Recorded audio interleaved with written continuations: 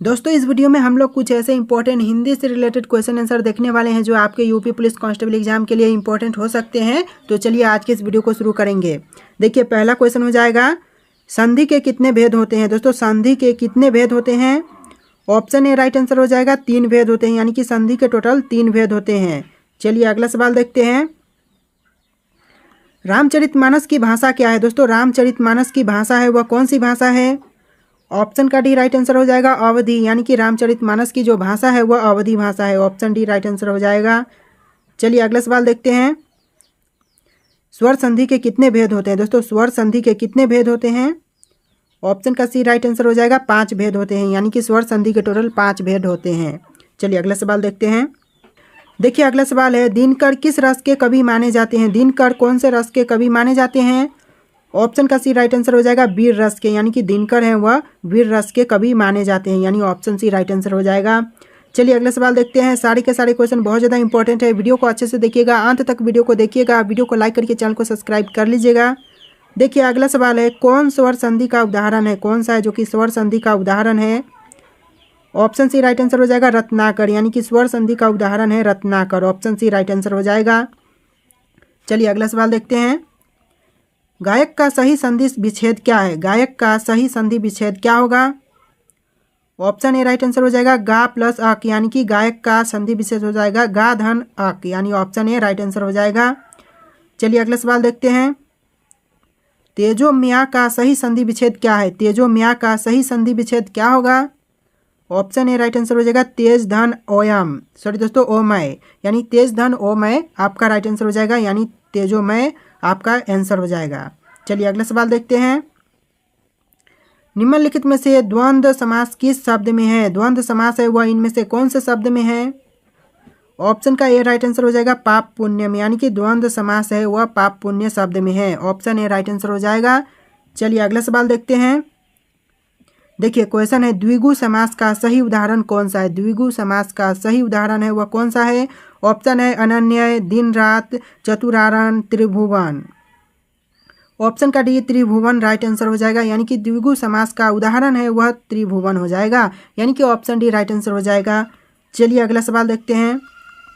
सर्वनाम के कितने प्रकार हैं? सर्वनाम के कितने प्रकार हैं? आपके ऑप्शन है 4, 5, 6, 7, और आपका राइट आंसर ऑप्शन सी हो जाएगा 6, यानी कि सर्वनाम के 6 प्रकार होते हैं। ऑप्शन का सी राइट आंसर हो जाएगा। चलिए अगला सवाल देखते हैं। विशेषण कितने प्रकार के होते हैं? विशेषण है वह कितने प्रकार के होते हैं? आपके ऑप्शन है 3, 4, 5, 6। ऑप्शन सी राइट आंसर हो जाएगा, सॉरी दोस्तों ऑप्शन सी नहीं बल्कि ऑप्शन बी राइट आंसर हो जाएगा 4 प्रकार के, यानी कि विशेषण है वह लगभग 4 प्रकार के, लगभग नहीं बल्कि 4 प्रकार के ही होते हैं, यानी ऑप्शन बी राइट आंसर हो जाएगा 4 प्रकार। चलिए अगला सवाल देखते हैं। समास के मुख्यतः कितने भेद होते हैं? समास के मुख्यतः कितने भेद होते हैं? ऑप्शन डी राइट आंसर हो जाएगा 6 भेद होते हैं, यानी कि समास के मुख्यतः 6 भेद होते हैं। ऑप्शन डी राइट आंसर हो जाएगा। चलिए अगला सवाल देखते हैं। भरपेट में कौन सा समास है? जो भरपेट शब्द है इसमें कौन सा समास है? राइट आंसर ऑप्शन डी हो जाएगा अव्ययभावी समास है, अव्ययीभाव समास आपका राइट आंसर हो जाएगा, यानी कि भरपेट शब्द में अव्ययीभाव समास हो जाएगा। चलिए अगला सवाल देखते हैं। जिस समास का पहला पद अव्यय और प्रधान हो वह कौन सा समास है? जिस समास का पहला पद अव्यय और प्रधान हो वह कौन सा समास है? ऑप्शन डी राइट आंसर हो जाएगा अव्ययीभाव समास होगा, यानी ऑप्शन डी आपका राइट आंसर हो जाएगा। चलिए अगला सवाल देखते हैं। उपसर्ग का प्रयोग कब होता है? उपसर्ग का प्रयोग कब होगा दोस्तों? इनमें से ऑप्शन ए राइट आंसर हो जाएगा शब्द के आदि में, यानी कि उपसर्ग का प्रयोग होगा वह शब्द के आदि में होगा, यानी ऑप्शन ए राइट आंसर हो जाएगा। चलिए अगला सवाल देखते हैं। कपाल का समानार्थी शब्द क्या है? कपाल का समानार्थी शब्द है वह कौन सा शब्द हो जाएगा? इसका आंसर ऑप्शन डी हो जाएगा माथा, यानी कि कपाल जिसे हम समानार्थी शब्द के रूप में माथा को प्रयोग कर सकते हैं, यानी कि कपाल यानी माथा, मस्तिष्क, इस तरह के सभी शब्द आपका समानार्थी शब्द हो जाएंगे। तो चलिए अगला सवाल देखते हैं। किस शब्द में आवा प्रत्यय नहीं है? किस शब्द में आवा प्रत्यय नहीं है? ऑप्शन का सी राइट आंसर हो जाएगा लावा में, यानी ऑप्शन सी राइट आंसर हो जाएगा लावा में आवा प्रत्यय नहीं है। चलिए अगला सवाल देखते हैं। दो सहर्ता में प्रत्यय का चयन कीजिए। दो सहर्ता में प्रत्यय का चयन करना है तो कौन सा होगा right answer? Answer option A हो जाएगा हर्ता, यानी दोष हर्ता में प्रत्यय हो जाएगा हर्ता। ऑप्शन ए राइट आंसर हो जाएगा। चलिए नेक्स्ट क्वेश्चन देखते हैं। निम्न में से कौन सा शब्द व्यक्तिवाचक संज्ञा है? इनमें से कौन सा शब्द है जो कि व्यक्तिवाचक संज्ञा है? आपके ऑप्शन है गाय, पहाड़, दिल्ली, आम। ऑप्शन सी राइट आंसर हो जाएगा दिल्ली, यानी कि व्यक्तिवाचक संज्ञा हो जाएगा आपका Delhi. Option C right answer हो जाएगा। चलिए नेक्स्ट क्वेश्चन देखते हैं। वह घर से बाहर गया, इस वाक्य में कौन सा कारक है? वह घर से बाहर गया, इस वाक्य में कौन सा कारक है? इसका आंसर ऑप्शन सी रहेगा करण, यानी कि करण आपका करेक्ट आंसर हो जाएगा। वह घर से बाहर गया, इस वाक्य में जो कारक है वह है करण। ऑप्शन सी राइट आंसर हो जाएगा। चलिए नेक्स्ट क्वेश्चन देखते हैं।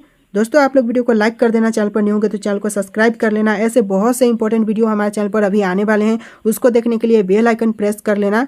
चलिए देखते हैं नेक्स्ट क्वेश्चन। चारपाई पर भाई साहब बैठे हैं। देखिए ये जो वाक्य है चारपाई पर भाई साहब बैठे हैं, इस वाक्य में चारपाई शब्द है, वह शब्द किस कारक में है? तो जो कारक होगा इसमें वह कौन सा कारक होगा? तो ऑप्शन डी राइट आंसर हो जाएगा अधिकरण कारक होगा, यानी ऑप्शन डी आपका राइट आंसर हो जाएगा। चारपाई पर भाई साहब बैठे हैं, इस कारक इस वाक्य में जो चारपाई है वह अधिकरण कारक हो जाएगा। चलिए अगला सवाल देखते हैं। निम्न शब्दों में सदा स्त्रीलिंग वाला शब्द कौन सा है? इन ऑप्शन में से जो शब्द है वह सदा स्त्रीलिंग वाला शब्द कौन सा है? इसका आंसर ऑप्शन ए हो जाएगा पक्षी, यानी कि पक्षी जो कि सदा स्त्रीलिंग वाला शब्द है। ऑप्शन का ए राइट आंसर हो जाएगा। चलिए अगला सवाल देखते हैं। पारिजात किसका पर्यायवाची शब्द है? पारिजात है वह किसका पर्यायवाची शब्द है? ऑप्शन डी राइट आंसर हो जाएगा मंदार का, यानी ऑप्शन का डी मंदार आपका राइट आंसर हो जाएगा। चलिए नेक्स्ट क्वेश्चन देख लेते हैं। देखिए अगला सवाल है। हिंदी में हिंदी में कृत प्रत्ययों की संख्या कितनी है? कृत प्रत्ययों की संख्या है वह कितनी है? इसका आंसर ऑप्शन ए हो जाएगा 28, यानी कि कृत प्रत्ययों की संख्या है वह 28 है। ऑप्शन ए राइट आंसर हो जाएगा। चलिए अगला सवाल देखते हैं। सारे क्वेश्चन बहुत ज़्यादा इंपॉर्टेंट है, अंत तक वीडियो को जरूर देखें। देखिए नेक्स्ट क्वेश्चन है। नवनीत किसका पर्यायवाची शब्द है? नवनीत है वह किसका पर्यायवाची शब्द है? ऑप्शन ए घी, ऑप्शन बी सुधा, ऑप्शन सी मधुप, ऑप्शन डी मंदार। राइट आंसर ऑप्शन ए हो जाएगा घी का, यानी कि नवनीत है वह घी का पर्यायवाची शब्द है, यानी ऑप्शन ए राइट आंसर हो जाएगा। चलिए अगला सवाल देखते हैं। हिंदी के किस काल को स्वर्ण काल कहा जाता है? हिंदी के कौन से काल को स्वर्ण काल कहते हैं? आपके ऑप्शन है रीतिकाल, भक्ति काल, आदि काल, आधुनिक काल। राइट आंसर ऑप्शन भी हो जाएगा भक्ति काल को, यानी हिंदी के भक्ति काल को स्वर्ण काल कहा जाता है। तो ऑप्शन भी आपका राइट आंसर होगा। चलिए अगला सवाल देखते हैं। कमायनी किस प्रकार का ग्रंथ है? कमायनी है वह कौन से प्रकार का ग्रंथ है? इसका आंसर ऑप्शन सी रहेगा महाकाव्य, यानी कि कमायनी है वह महाकाव्य ग्रंथ है। ऑप्शन सी आपका राइट आंसर हो जाएगा। चलिए अगला सवाल देखते हैं। संस्कृति के 4 अध्याय किसकी रचना है? संस्कृति के 4 अध्याय है वह किसकी रचना है? इसका आंसर ऑप्शन हो जाएगा रामधारी सिंह दिनकर के रचना है, यानी कि संस्कृति के 4 अध्याय है वह रामधारी सिंह दिनकर के रचना है। चलिए अगला सवाल देखते हैं। देखिए क्वेश्चन है बहाव शब्द में प्रत्यय कौन सा है? बहाव शब्द में प्रत्यय है वह कौन सा प्रत्यय है? इसका आंसर ऑप्शन सी हो जाएगा आव, यानी कि बहाव शब्द में आव प्रत्यय है। ऑप्शन सी राइट आंसर हो जाएगा। चलिए अगला सवाल देखते हैं। देखिए क्वेश्चन है पंच परमेश्वर कहानी के लेखक कौन है? पंच परमेश्वर कहानी के लेखक है वह कौन है? राइट आंसर ऑप्शन भी हो जाएगा प्रेमचंद, यानी कि पंच परमेश्वर कहानी के लेखक है वह प्रेमचंद है, यानी ऑप्शन का भी राइट आंसर हो जाएगा। चलिए अगला सवाल देखते हैं। हार की जीत कहानी के कहानीकार कौन है? हार के जीत कहानी की जो कहानीकार है वह कौन है? आपके ऑप्शन है सुदर्शन, यादवेंद्र शर्माचंद, कमलेश्वर, रांग्य राघव।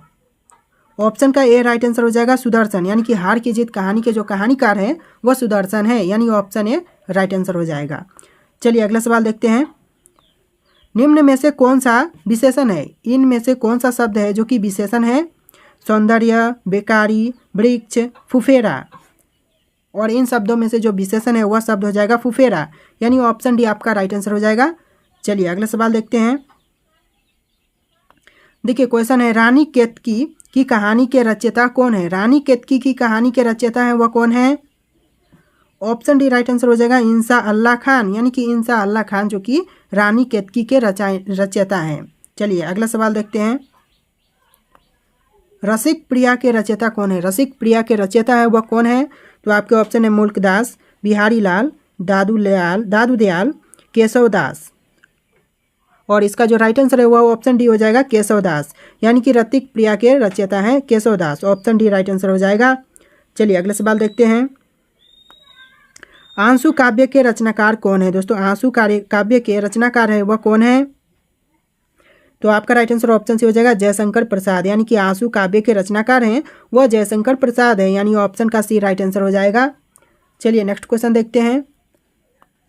वीर गाथा काल के सर्वश्रेष्ठ कवि कौन माने जाते हैं? वीर गाथा काल के सर्वश्रेष्ठ कवि कौन माने जाते हैं? आपके ऑप्शन है चंद्रवरदाई, जगनीक, दलपति विजय, विद्यापति। ऑप्शन का ए राइट आंसर हो जाएगा चंद्रवरदाई, यानी जो वीर गाथा काल के सर्वश्रेष्ठ कवि हैं वह चंद्रवरदाई माने जाते हैं, यानी ऑप्शन ए करेक्ट आंसर हो जाएगा। देखिए नेक्स्ट क्वेश्चन है। पृथ्वीराज रासो के रचनाकार कौन है? पृथ्वीराज रासो के रचनाकार हैं वह कौन है? आपके ऑप्शन है जयदेव, चंद्रवरदाई, जगनीक, विद्यापति। और जो आंसर है वह ऑप्शन बी हो जाएगा चंद्रवरदाई, यानी कि पृथ्वीराज रासो के रचनाकार है वह चंद्रवरदाई है। इससे पहले वाले क्वेश्चन में भी सेम ही नाम था, यानी चंद्रवरदाई था, और इसमें भी चंद्रवरदाई है। तो चलिए अगला सवाल देख लेते हैं। देखिए क्वेश्चन है, जिन शब्दों के अंत में अ आता है उन्हें क्या कहते हैं? जो शब्दों के अंत में अ अक्षर आता है उन शब्दों को क्या कहते हैं? तो इसका आंसर ऑप्शन डी रहेगा अकारांत कहते हैं। अकारांत आपका राइट आंसर हो जाएगा, यानी कि ऑप्शन डी आपका करेक्ट आंसर हो जाएगा। चलिए अगला सवाल देखते हैं। देखिए क्वेश्चन है, संचारी भावों की संख्या कितनी है? संचारी भावों की संख्या है वह टोटल कितनी है? तो इसका आंसर ऑप्शन बी हो जाएगा 33, यानी 33 राइट आंसर हो जाएगा। संचारी भावों की टोटल संख्या 33 हो जाएगा। चलिए अगला सवाल देखते हैं। मगही किस भाषा की बोली है? मगही है वह कौन से भाषा की बोली है? आपके ऑप्शन है राजस्थानी, पश्चिमी हिंदी, पूर्वी हिंदी, बिहारी। और इन चारों ऑप्शन में से जो राइट आंसर होगा आप लोगों को कमेंट करके बताना है। जी हाँ दोस्तों, इसका जो राइट आंसर होगा आखिर कौन सा राइट आंसर है आप लोग कमेंट करके इसका आंसर बताओ।